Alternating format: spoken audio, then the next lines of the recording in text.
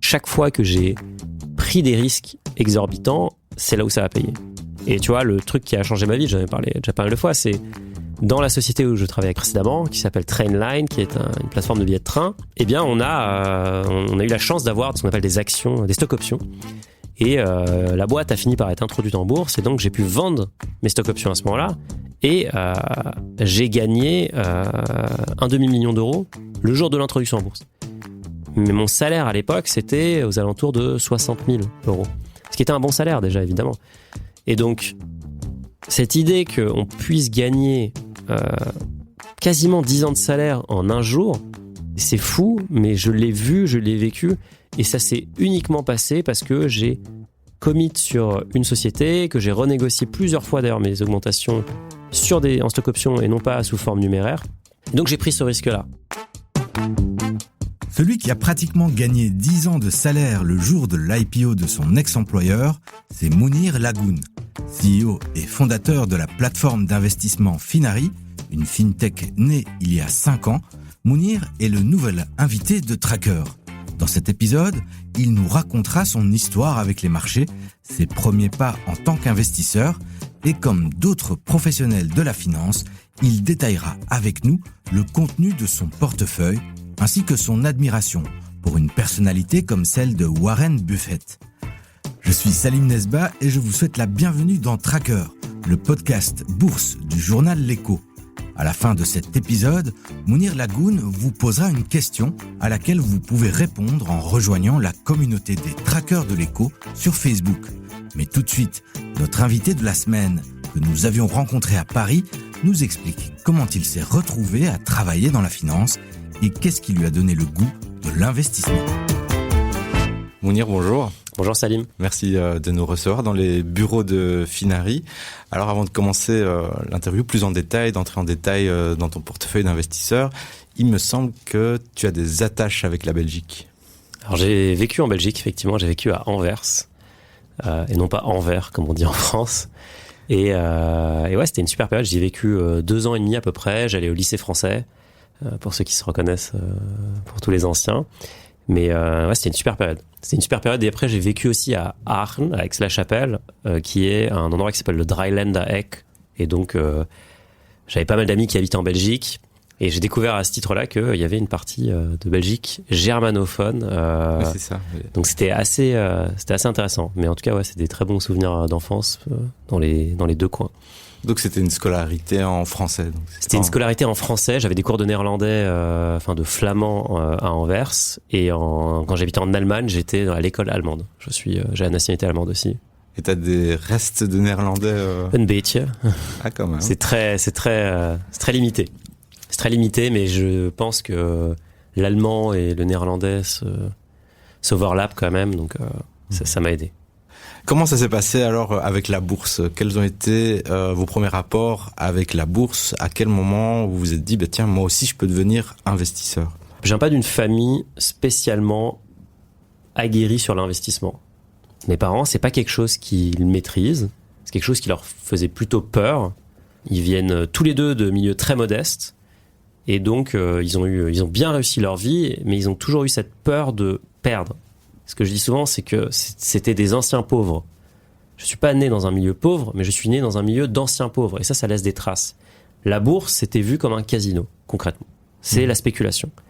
Moi, ça me fascinait parce que je regardais Michael Douglas dans Wall Street et j'avais envie de devenir trader. Concrètement, c'était vraiment ça qui me faisait rêver. J'avais envie d'aller à New York. Je savais pas vraiment ce que ça représentait. Je voyais plutôt le côté spectacle, mais ça me fascinait. Je sais pas pourquoi.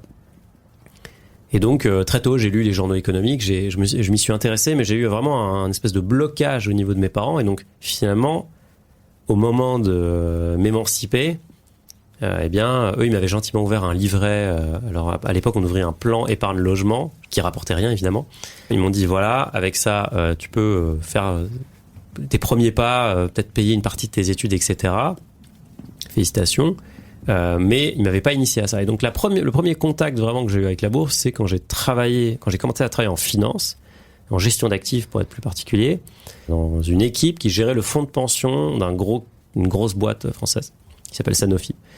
Et donc, on plaçait l'épargne des salariés, ce qu'on appelle l'épargne complémentaire.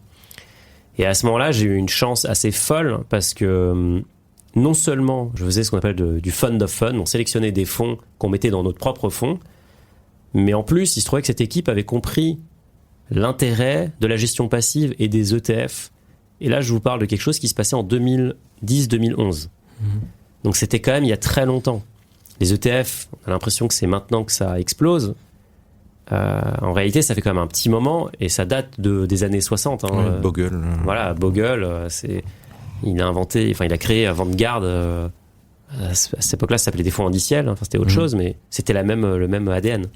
Donc moi, je découvre ça et là, c'est incroyable. Et en fait, je bénéficie en même temps d'un support qui est exceptionnel, qui s'appelle l'épargne salariale et d'un mécanisme qui est compris là-dedans, qui est l'épargne forcée. Et il se trouve que Sanofi, qui est une des boîtes les plus rentables de France, à l'époque, il faisait 6 ou 7 milliards de profits chaque année. C'était vraiment... c'est comme le train. C'est pas comme le train, malheureusement, mais c'était comme du papier à musique, comme une horloge suisse. Chaque année, il y avait 6 milliards de profits qui tombaient. Donc forcément, tous les salariés étaient assez généreusement récompensés, en fonction de leur grade, évidemment. Et Sanofi abondait avec des actions. Et donc, la première année, j'avais, à l'époque... je crois, 1500 €. J'avais littéralement rien d'autre à ma disposition. J'ai mis ces 1500 € et Sanofi m'a du coup donné 1500 € d'actions en plus.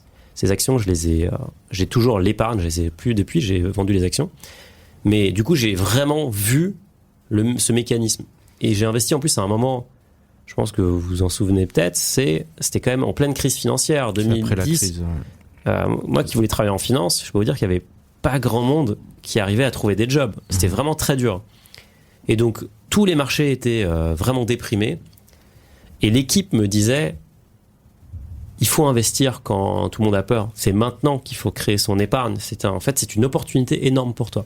Donc, en découvrant que vous pouvez être actionnaire, ouais. Vous pouvez vous-même faire travailler votre argent pendant que vous faites dodo, bah vous vous êtes entouré de gens aguerris, de gens expérimentés. De professionnels. Et dans un contexte où les marchés ont chuté, les marchés s'attendent aussi il y a la crise de la dette grecque à ce moment-là. Exactement, ça arrive très vite après. Et donc, on a moins peur quand on est dans ce contexte-là, entouré de gens expérimentés. Parce qu'on devient en fait plus intelligent. Donc c'est vraiment pour ça que je pense que ça a planté les graines de ma conviction sur l'éducation financière. J'étais clairement pas un sachant. Alors j'avais fait des études, mais en fait concrètement on apprend des trucs très théoriques dans ces études, on n'apprend pas la pratique.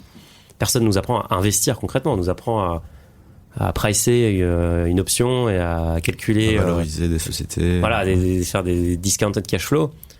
Mais il n'y a aucun moment où on nous explique comment gérer son argent, ce qui est quand même assez absurde, même en école de commerce, où tout le monde va être très bien payé derrière, on nous dit vous allez tous devenir PDG de grands groupes, super. Par contre, l'argent c'est votre problème, alors que c'est ce qui régit tous nos rapports.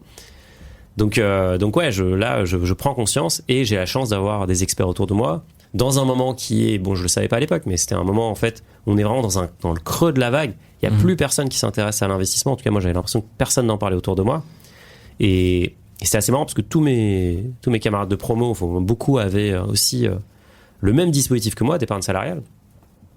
Et la plupart dépensaient leur argent. Moi, ça me questionnait fondamentalement. Je me disais, mais est-ce que je ne suis pas en train de me priver ?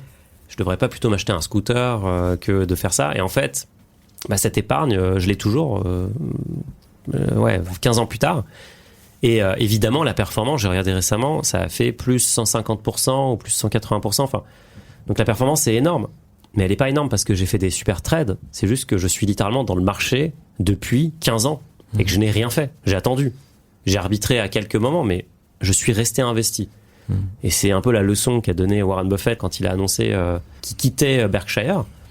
Il a dit la bourse, c'est un mécanisme de transfert de richesse entre les impatients et les patients.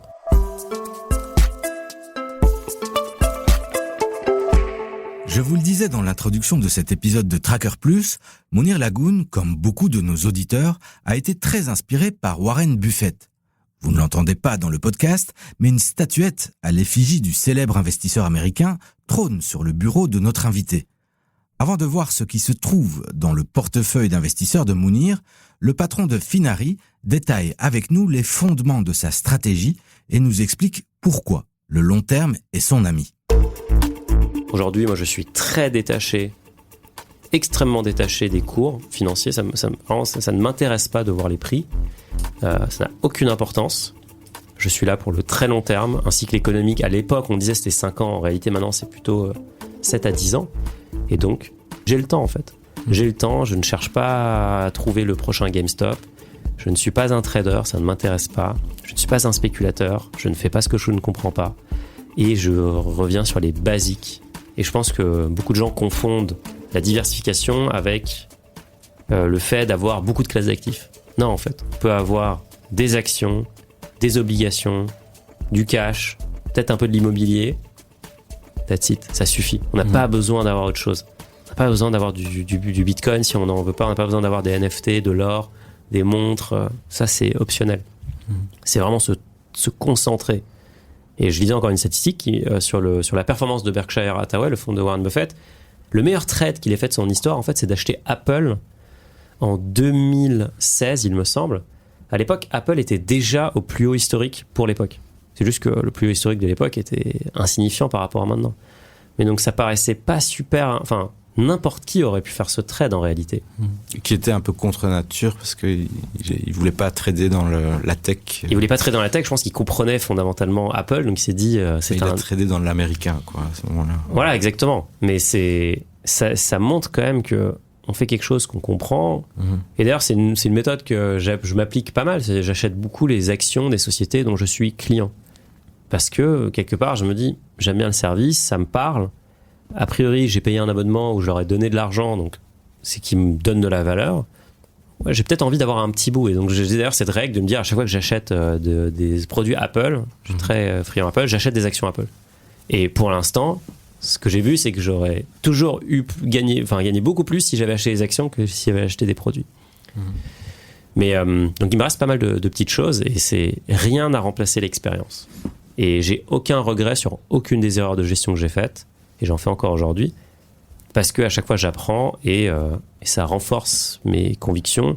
Mais c'est comme en tant qu'entrepreneur ou en tant que personne, je me rends compte que je préfère faire très peu de choses très bien plutôt que d'être un peu partout. Ouais. C'est le moment que vous attendiez toutes et tous. Nous allons à présent voir en détail de quoi est composé le portefeuille de Mounir Lagoun, ou plutôt les portefeuilles, car comme d'autres professionnels de la finance, notre invité de la semaine a des positions sur différentes plateformes, et cela même si ses investissements sont très concentrés sur le secteur technologique américain. À quoi ressemble votre portefeuille d'investisseurs ? Combien il y a de lignes d'investissement différentes ? Alors je pense que déjà ce qu'il faut spécifier, c'est que mon patrimoine, au sens large, il est quand même très concentré dans mon actif professionnel qui est Finari. Ça, c'est un actif qui est illiquide et donc ce qu'on appelle en finance le payoff est extrêmement asymétrique. Donc j'investis mon temps, j'investis de l'argent, mais en réalité l'argent investi est très faible. C'est ce qui compte vraiment, c'est le temps. Et je ne peux pas matérialiser de gains avant potentiellement très longtemps. Ça, c'est juste le propre de l'entrepreneuriat. Et ce dont je suis convaincu, c'est que si on veut vraiment faire un énorme bond en termes de patrimoine, il va falloir à un moment être actionnaire d'un actif professionnel. Ça ne veut pas dire qu'on doit créer une société, mais il faut avoir des parts de la société pour pouvoir bénéficier de son succès. Et d'ailleurs, il faut se poser la question que je pose toujours aux gens que je vois en entretien, ou même des gens que je croise dans la rue qui me demandent ce qu'il faut faire dans la vie, c'est est-ce que vous croyez fondamentalement au business pour lequel vous travaillez actuellement, puisque a priori vous lui consacrez plus de temps qu'à votre famille. Donc si vous n'avez pas cette conviction, et si en plus vous n'avez pas de part de cette entreprise, vous n'avez absolument rien à y faire. Mieux vaut aller ailleurs. Et tout le monde n'a pas vocation à devenir entrepreneur. C'est pas du tout un must, au contraire, parce que ça a plein de désagréments. Mais je pense que c'est une chance énorme, et donc voilà, moi j'ai fait ce choix-là. Maintenant, qu'est-ce que j'ai dans le reste de mon patrimoine ? J'ai l'immobilier, qui est quelque chose qui m'intéresse moins ces temps-ci, parce que c'est extrêmement chronophage. Il y a énormément de problèmes inhérents. Un bâtiment à gérer, c'est compliqué en fait. Il y a des fuites d'eau, c'est pas dématérialisé, tout ça. C'est très chronophage. Ça m'intéresse moins. Et donc je suis en train de basculer une partie de l'immobilier vers la partie qui est vraiment centrale dans mon patrimoine, les marchés financiers et plus spécifiquement les marchés boursiers, les marchés actions. Et donc aujourd'hui, j'ai une majorité de mon patrimoine financier dans des ETF, actions.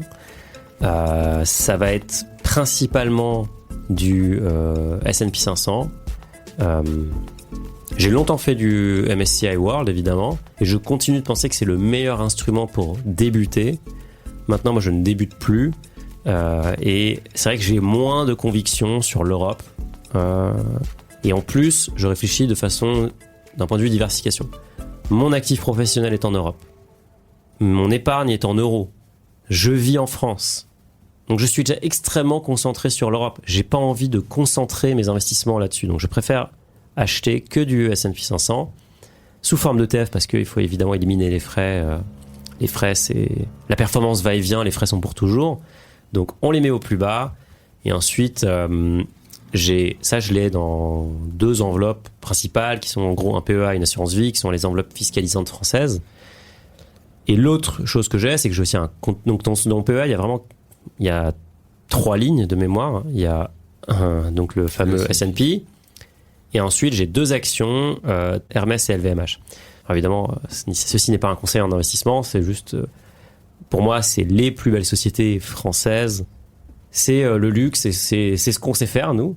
D'ailleurs, c'est assez symptomatique de l'Europe, c'est que c'est très low-tech, en fait, le luxe. C'est un savoir-faire littéralement historique, souvent. Mais en tout cas, c'est les sociétés que j'admire, et donc je suis pas client pour le coup, mais je suis actionnaire de ces 2 sociétés via mon PEA. Elles se sont croisées, leur capitalisation boursière se sont croisées. Elles se sont croisées, leurs chemins ont failli se croiser, se sont croisés quand Bernard Arnault a essayé de les racheter. C'était assez hostile. D'ailleurs, on a fait une vidéo sur le sujet qui montre que il n'y a pas de secret non plus. Bernard Arnault est un entrepreneur d'exception parce qu'il a pris aussi des risques énormes et ça fait très longtemps qu'il se concentre sur un sujet, à savoir vraiment dominer le marché du luxe.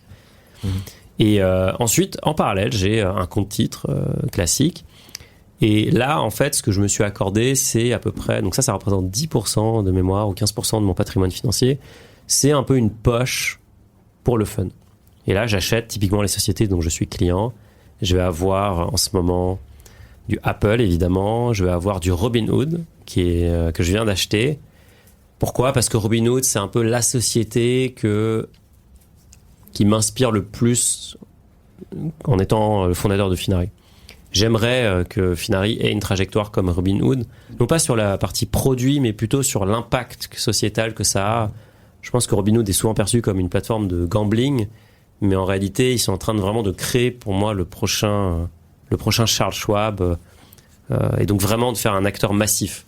On avait eu une interview avec Cédric O'Neill de Brix, oui, qui nous expliquait que dans sa carrière avant l'immobilier, c'était dans la pharma et dans l'immobilier aussi, il investissait à titre personnel dans certaines grandes entreprises du secteur ou certaines entreprises prometteuses du secteur pour voir en tant qu'actionnaire comment ça réagissait et que ça lui donnait des infos sur sa vie d'entrepreneur. Donc, est-ce que votre investissement dans Robinhood, il y a aussi de ça, de dire en étant actionnaire, je vais peut-être plus vite voir des choses qui vont me servir en tant qu'entrepreneur? Moi, j'ai envie de rester aux aguets, effectivement. Je pense que il faut vraiment, quand on est entrepreneur, même dans la vie en général, il faut s'entourer des meilleurs. Et il se trouve que je ne connais pas le fondateur de Robinhood. Par contre, je peux détenir une partie de son capital. Et donc, quelque part, ça me permet de créer un lien et ça m'oblige aussi à rester informé. En réalité, je vais avoir aucun avantage compétitif parce que le marché boursier est très régulé, les publications sont publiques, comme leur nom l'indique. Donc, si j'avais investi dans des sociétés privées, ça serait un peu différent. Chose que je ne fais quasiment pas parce que je pense que c'est extrêmement risqué et ça ne m'intéresse pas. Je suis déjà à risque sur Finari, donc je n'ai pas envie de m'exposer par ailleurs. Mais en tout cas, je fais ça plus par intelligence. Typiquement, si Revolut était coté, je pense que j'achèterais des actions Revolut. Si Trade Republic était coté, j'achèterais aussi des actions Trade Republic pour vraiment participer aussi à ça, quoi. Et parce que je vois aussi en tant qu'acteur du domaine ce qu'ils arrivent à faire et je pense que je mesure aussi l'avantage qu'ils se sont créés. Donc ça me donne un edge par rapport à quelqu'un qui va juste observer ça en tant que investisseur lambda. Et dans ce portefeuille, c'est concentré que sur Wall Street ou il y a d'autres... C'est que sur Wall Street, effectivement. Je suis en train de réfléchir. Il y a Microsoft aussi qui, je pense, est la plus belle boîte tech ever. Microsoft, c'est une boîte qui date de 1986. Donc c'est complètement fou en fait comme trajectoire boursière. C'est une société qui est encore pertinente aujourd'hui. Ils sont super forts sur le cloud, ils sont super forts sur plein de choses. Je trouve que le PDG Satya Nadella est incroyablement bon. Il a réussi à rentrer dans OpenAI là où tout le monde se battait. Ça, c'est vraiment la marque des très grands, de rester pertinent. Parce que le concept de destruction créatrice de Schumpeter, le fait que des nouveaux entrants détruisent les anciens et que finalement, à chaque révolution technologique, ça rebat les cartes et beaucoup d'anciens disparaissent, c'est vrai. Mais Microsoft prouve qu'on peut traverser les pires crises et encore rester pertinent et même être au summum quelque part de son art, alors que les fondateurs sont partis, alors qu'il s'est passé 15 000 trucs. Donc c'est une société qui m'impressionne aussi. Qu'est-ce que j'ai d'autre ? J'ai Google aussi, évidemment, le cousin de Microsoft, parce que Google est aussi hyper pertinent sur l'IA, avec Gemini, sur le cloud, avec GCP, dont on est client d'ailleurs, avec la search, qui va peut-être disparaître d'ailleurs avec OpenAI, qui rebat les cartes. C'est quand même leur vache à lait. Ils ont créé la plus belle machine économique de l'histoire. Quand on achète des mots-clés sur Google, c'est 99,99% de marge pour Google. C'est de l'argent, ils impriment de l'argent vraiment. Et c'est extrêmement rentable. Mais Google a su acheter par exemple Android, qui est un coup de génie. Ils sont extrêmement bons pour faire les bonnes acquisitions. Ils viennent d'acheter une boîte de cybersécurité, Wiz. Je suis quand même assez impressionné par leur capacité à acquérir. Ils ont acheté YouTube. YouTube, ils ont acheté ça 1 milliard, ou 1 milliard et quelques, ça paraissait fou à l'époque. Aujourd'hui, 1 milliard, c'est ce que YouTube doit faire de profit par mois ou par trimestre. Enfin, c'est énormissime. Donc, c'est des sociétés qui ont su traverser les âges. J'essaie de me souvenir ce qu'il y a d'autre. Berkshire, il n'y a pas. Il y a Berkshire. Alors, Berkshire, je l'ai sur un autre compte titre qui est vraiment anecdotique, mais c'était plus... fallait que j'investisse parce que je teste beaucoup d'apps, donc fallait que j'investisse dans quelque chose. Donc, je me suis dit, tiens, Berkshire, je l'ai pas encore. Et je suis en train de réfléchir, qu'est-ce que j'ai d'autre ?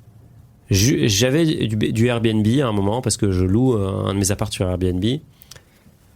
C'est vrai que c'est une société que j'admire parce qu'en plus ils sont passés par le même incubateur que nous, Y Combinator, et on avait rencontré le fondateur à l'époque. C'était assez chouette. Mais je trouve que c'est moins fort que ces business qui sont vraiment des plateformes technologiques. C'est vraiment l'image de le rush vers l'or et qui veut les pelles, les vendeurs de pelles. C'est Microsoft, Nvidia aussi que j'ai dans mon portefeuille compte titre. Ce sont les vendeurs de pelles. Et en fait, dans le monde de demain, qu'est-ce qui va se passer ? Il y aura de plus en plus de services dans le cloud. Il y aura de plus en plus d'IA partout. Donc, il faudra des fournisseurs de cloud, il faudra des data centers. J'ai du Amazon aussi pour cette raison. Et parce que je suis accro aux commandes sur Amazon.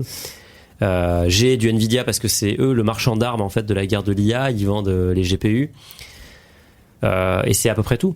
Et j'ai aussi pris ce choix d'acheter que des titres américains dans ce portefeuille pour des raisons fiscales, parce que ça, sinon je l'aurais acheté dans une autre enveloppe, mais aussi parce que pour moi c'est les champions de demain. Et c'est déjà les champions d'aujourd'hui. Et donc il y a une conviction quand même, c'est tech, IA. Tech US à fond. C'est soit je suis client de la société, soit je pense que cette société fera partie des grands gagnants des changements un peu fondamentaux. Et après, comment je vais décider si je rentre ou pas alors je vais regarder les valos, mais pour moi c'est pas fondamental parce que je considère qu'en fait le marché est efficient. C'est-à-dire que le prix actuel reflète l'état du marché et l'état de l'information. Il y a très peu de chances que moi j'ai une information que d'autres n'ont pas. Ça arrive en crypto en réalité. Ça arrive très peu sur les marchés actions parce que les acteurs sont extrêmement sophistiqués. Donc la valorisation reflète le prix actuel. Moi je me demande juste, est-ce que au vu de ce que je sais en tant qu'entrepreneur, je pense que cette société aura un rôle plus important à jouer à l'avenir. Et typiquement, j'en sais rien si Nvidia est surévaluée ou pas. Par contre, je vois pas de monde dans lequel les gens arrêtent d'acheter des GPU. Je ne vois juste pas de cas d'usage. Je pense qu'aujourd'hui, il y a 99% des entreprises mondiales qui utilisent l'IA de façon anecdotique. Ces gens-là, le jour où ils vont s'y mettre sérieusement, la demande va exploser. Et il faudra des data centers, il faudra du cloud, il faudra tout ça. Et je pense que les gagnants de demain seront aussi les gagnants d'hier. Il y a cette espèce de Lindy effect de si tu es là depuis 30 ans, il y a des chances que tu sois encore là à 30 ans. Et donc les sociétés qui ont démontré leur capacité à se réinventer à mesure que la technologie a changé, ont effectivement ma préférence. Et j'ai aussi fait le choix d'être très concentré. Idéalement, dans ce portefeuille, je préférerais avoir une valeur. C'est juste qu'actuellement, je suis un peu amoureux de toutes ces valeurs-là et j'ai pas de conviction assez forte pour me dire je préfère que mettre sur une valeur. Mais honnêtement, si on a une très forte conviction, je pense que, et si on veut aussi si on veut que ça ait un impact très fort sur notre patrimoine, c'est en concentrant qu'on devient riche et c'est en diversifiant qu'on le reste. Donc les jeunes ont tout intérêt en réalité à concentrer leur richesse et leurs investissements à condition qu'ils soient prêts à accepter la volatilité qui va avec. Acheter une entreprise, c'est très différent que d'acheter de la crypto. Une entreprise, il y a un bilan, il y a des vrais cash flows a priori, il y a peut-être des profits. Toutes les entreprises que je vous ai citées, c'est des entreprises rentables. Toutes. Donc si on est prêt à à encaisser la volatilité qui va avec, et qu'on a une très forte conviction sur un secteur, ou sur une entreprise, ou sur un domaine, et qu'on a un edge d'information, eh bien, je trouve pas ça déconnant d'y aller. Et si on n'a pas cet edge, je trouve ça pas déconnant non plus de dire, je pense que la technologie va continuer à dominer le monde, c'est évident en réalité. Les entreprises qui en profiteront le plus seront les entreprises qui sont cotées au Nasdaq. Donc pour un jeune qui me dit, moi j'ai acheté du Nasdaq avec un ETF Nasdaq avec effet de levier, j'ai envie de lui dire, mon ami, bonne chance, mais c'est pas non plus complètement débile. C'est juste la suite logique. Est-ce que il y aura des moments très difficiles ? Oui, ça c'est sûr. Mais dans ce cas-là, ne mets pas d'effet de levier, ça ira peut-être déjà mieux. Mais dans le fond, je trouve que l'approche est assez rationnelle. C'est assez rationnel. Et on est littéralement sur Internet et sur nos ordinateurs et nos téléphones toute la journée. Et dans les produits exotiques, est-ce qu'on t'es exposé à la crypto ? J'ai un peu de crypto, un tout petit peu. J'ai investi depuis 2016. C'est pas une partie importante du tout de mon patrimoine, mais c'est vrai que je trouve que l'objet Bitcoin est assez fascinant. C'est dur d'imaginer un monde en fait dans lequel le Bitcoin n'aurait pas une valeur largement supérieure à celle qu'il a actuellement. Bitcoin, c'est un peu binaire, c'est soit ça vaut 0 parce que ça marche pas, soit ça vaut beaucoup plus que ça vaut actuellement. Ça vaut 1 million, 2 millions. Là, récemment, un mathématicien me disait que ça pourrait valoir 23 millions. Alors, j'en sais rien. Ce qui est sûr, c'est que ça ne peut pas valoir ce que ça vaut actuellement. Ça n'a aucun sens. C'est typiquement un moment où le marché a décidé que... Enfin, l'offre et la demande se sont rencontrées à ce prix-là. Mais pour moi, ce prix-là ne reflète pas la réalité du sous-jacent. Donc, je pense qu'il y a un énorme potentiel de hausse, mais au-delà de ça, c'est un objet qui m'intéresse parce que c'est vraiment tout ce à quoi j'adhère en termes de conviction personnelle.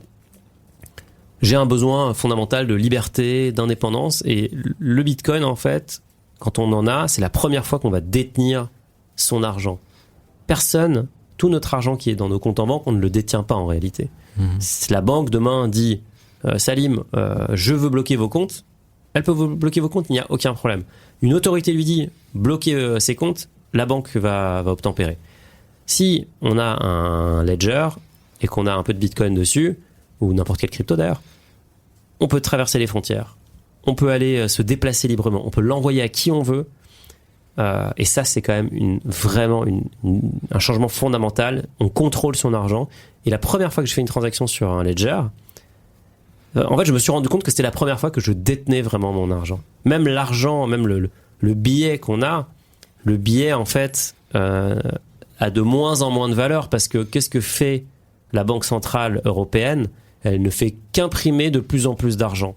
Et ça a quel effet ? Ça dévalue la valeur de tous les billets en circulation. Donc, le seul actif qui non seulement va résister à l'inflation, mais en plus, on contrôle de A à Z et qui est mathématiquement vérifié, c'est pas quelqu'un qui nous promet quelque chose, c'est mathématiquement, c'est un algorithme, quoi, et c'est open source, n'importe qui peut aller regarder, n'importe qui peut installer le logiciel, avoir un nœud. Eh bien, c'est l'objet Bitcoin. Donc, je trouve que c'est assez fabuleux. Et encore une fois, la courbe de Kubler-Ross, elle est parfaitement vérifiée. Les mêmes institutions qui disaient que c'était un objet qui finançait le terrorisme, aujourd'hui proposent des ETF dessus. C'est d'ailleurs l'ETF BlackRock et le Bitcoin est l'ETF qui a le plus collecté dans leur histoire. C'est bien le signe que on est à l'aune de quelque chose de fabuleux.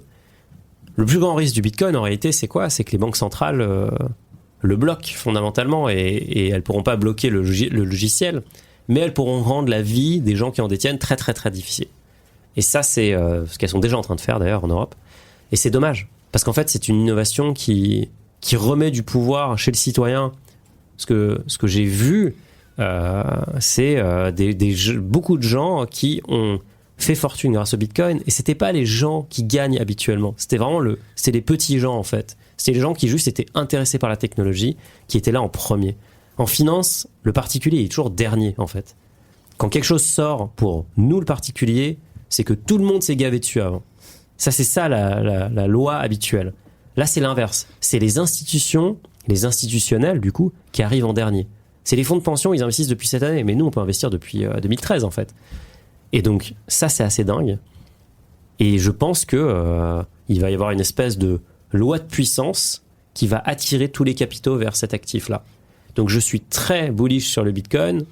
Et encore une fois, c'est pas une grosse partie de mon patrimoine, mais je voulais, pour l'expérience, faire partie de l'histoire. Et je pense que tous les jeunes qui sont prêts à accepter toute la volatilité et l'incertitude que ça peut aller à zéro ont un intérêt à en avoir.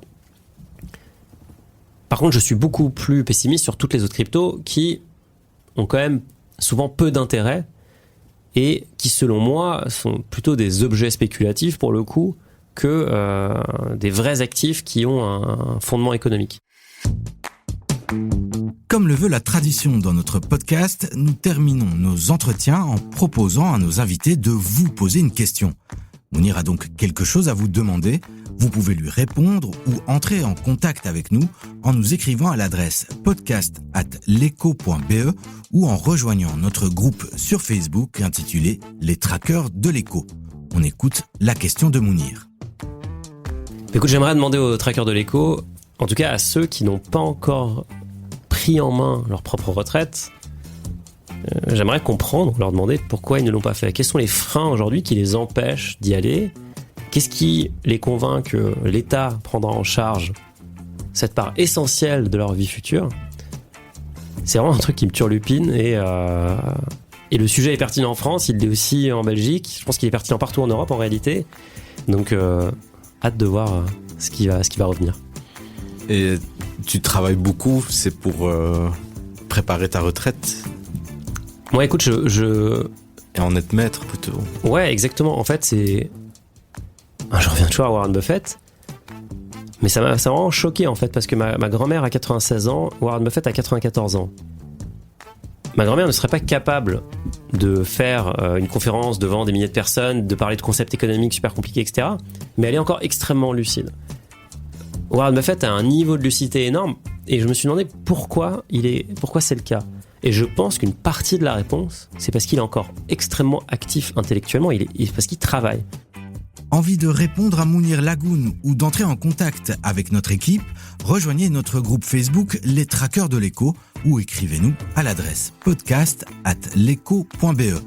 On se retrouve la semaine prochaine pour un nouvel épisode du podcast Bourse du journal L'Éco. Il sera question d'actualité avec la venue dans nos studios de 2 stratégistes de renom.